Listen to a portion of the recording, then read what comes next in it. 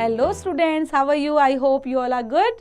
So today we are going to read the interesting poem which is based on Granny's Trees Climbing. So let's read about the poem. In this poem you will meet a most unusual grandmother who has a peculiar hobby. तो इस poem के अंदर हम पढ़ने वाले हैं unusual grandmother के बारे में और कैसे उनकी एक हॉबी के बारे में. तो let's read. My grandmother was a genius. You'd like to know why? Because she would climb trees, spreading or high. She'd be up their branches in a thrice, and mind you, when last they climbed a tree, she was 62. तो ये है grand mother के बारे में. तो grand mother को जो poet है वो क्या बोलते हैं? वो जीनियस हैं, है ना. अपनी ग्रैंड मदर को जीनियस बोलते हैं. लेकिन बोलते हैं क्या तुम्हें पता है उनको मैं जीनियस क्यों बोल रहा हूँ? इसलिए बोल रहा हूँ क्योंकि वो क्या कर सकती है, ट्रीज पर क्लाइंब कर सकी, है ना. ट्रीज पर क्लाइंब कर सकती थी, स्प्रेडिंग और हाई, है ना. वहाँ पर जो फैली हुई ब्रांचेस होती हैं बहुत ऊंचाई तक चढ़ जाती थी खुद ही. And she'd be up there branches in a thrice, और ऊपर नीचे आते हुए वो क्या करती थी, वहाँ पर बिल्कुल इंजॉय करती थी. When last she climbed a tree she was 62. जब वो लास्ट टाइम, ठीक है, ट्री पर उन्होंने क्लाइंब किया था तब उनकी एज थी, she was 62. Ever since childhood, she'd had this gift for being happier in a tree than in a lift. उनको बहुत खुशी मिलती थी. Since childhood मतलब बचपन से ही उनको बहुत, she had this gift, कि उनको ये गिफ्ट मिला हुआ था कि वो चढ़ सकती है. नहीं तो आपको भी पता है बच्चे, जो बुजुर्ग महिलाएं होती हैं आफ्टर 50 के बाद ही क्या क्लाइंब कर पाती है? नहीं. लेकिन उनकी एज तो 62 थी, है ना. तो 60 में भी वो आराम से क्लाइंब कर पा रही हैं, ट्रीज पर ऊपर तक चली जाती हैं. तो ये एक तरह से उनके लिए गिफ्ट ही तो हो गया, है ना. तो उनको एक गिफ्ट मिला हुआ था for being happier in a tree than a lift, और उनको ऐसे लिफ्ट करना, ट्री पर चढ़ना बहुत खुशी देता था ये. एंड दो as years went by, she would be told that climbing trees should stop when one grow old. तो क्लाइंबिंग ट्री के बाद मतलब बता रहे हैं कि किस तरह से जब हम बड़े होने लग जाते हैं, ग्रो होने लग जाते हैं, तो ग्रो ओल्ड, तो हम ये चीज़ें स्टॉप कर देते हैं, है ना. चढ़ नहीं पाते और सोचते भी नहीं है चढ़ने की. नहीं तो हमें डर भी लगता है कहीं चोट ना लग जाए. And that growing old should be gone about gracefully. लेकिन वो तो बहुत ग्रेसफुली चढ़ देती ही, है ना. कितना भी, जितनी वो बड़ी होती जा रही थी, उनको पेड़ पर चढ़ना उनकी एक हॉबी थी, एक इंटरेस्ट था जिसको वो हमेशा जिंदा रखना चाहती थी. शी लाफ एंड से, और वो हंसती थी और कहती थी, well I will grow old disgraceful, I can do it better and we had to agree. तो कहती थी मैं बड़ी भी हो जाऊंगी तभी भी मैं डिसग्रेसफुल नहीं रहना चाहती, मैं बड़े बुजुर्ग नहीं बनना चाहती. मुझे ये जो हॉबी है इसको मैं हमेशा ऐसे ही रखना चाहती हूँ और मैं हमेशा इसको अच्छे से कर सकूंगी.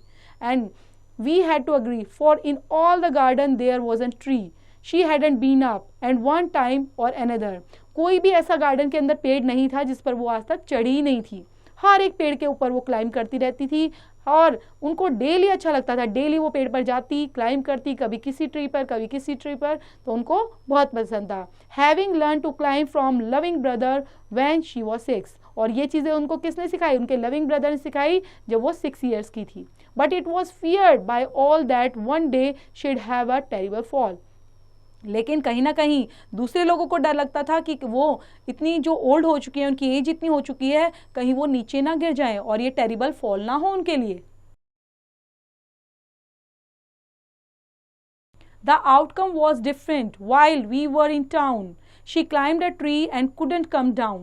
तो वो बोलती थी नहीं, मैं नीचे भी नहीं आऊँगी, मुझे ऊपर रहना ही पसंद है और मैं ऊपर ही रहूँगी क्योंकि मैंने गाँव में, शहरों में ये चीज़ें मैंने करके देखी हैं. तो उनको कॉन्फिडेंस काफ़ी था आफ्टर रेस्क्यू, ठीक है. और the doctor to granny's temperature and said. अब उसके बाद she climbed a tree and जैसे वो ट्री पर क्लाइंब करती हैं तो एक बार क्या हो गया, एक बार वो नीचे गिर गई और उनको रेस्क्यू किया गया. अब उनके पास डॉक्टर आते हैं और देखते हैं उनको कि ग्रैनी के टेम्परेचर को चेक करते हैं. उनसे बोलते हैं I strongly recommended a quiet week in bed. तो बोलते हैं कि कम से कम आपको 1 वीक के लिए बेड पर रहना ही पड़ेगा. We sighed with relief and tugged her up well. Poor granny, for her it was like a brief season in hell. अब जो ग्रैनी थी वो क्या हो जाती है, काफ़ी परेशान हो जाती है, अंदर अंदर काफ़ी दुखी हो जाती है कि वो बेड पर कैसे टाइम निकालेगी, है ना. और वो जो देखता है, पॉइंट भी उनको देखता है कि ग्रैनी के लिए कितना मुश्किल टाइम होगा क्योंकि उनको रेस्ट करना, क्योंकि इवन वो 1 डे के लिए भी ऐसे नहीं रह सकती थी कि वो पेड़ पर ना चढ़े, ना क्लाइंब करे। तो confined to her bedroom while every breeze whispered of summer and dancing leaves. तो वो क्या महसूस करती वहाँ पर बैठे बैठे, है ना, वहाँ पे अपना बेड के ऊपर लेटी रहती थी। तो सब चीज़ों को, उनको इतना नेचर से प्यार था, इतना ट्रीज से प्यार था कि वो उन सब चीज़ों को महसूस भी करती थी, ठंडी ठंडी हवाओं को, whisper of summer and dancing leaves को। But she held her peace till she felt stronger, then sat up and said I lie here no longer.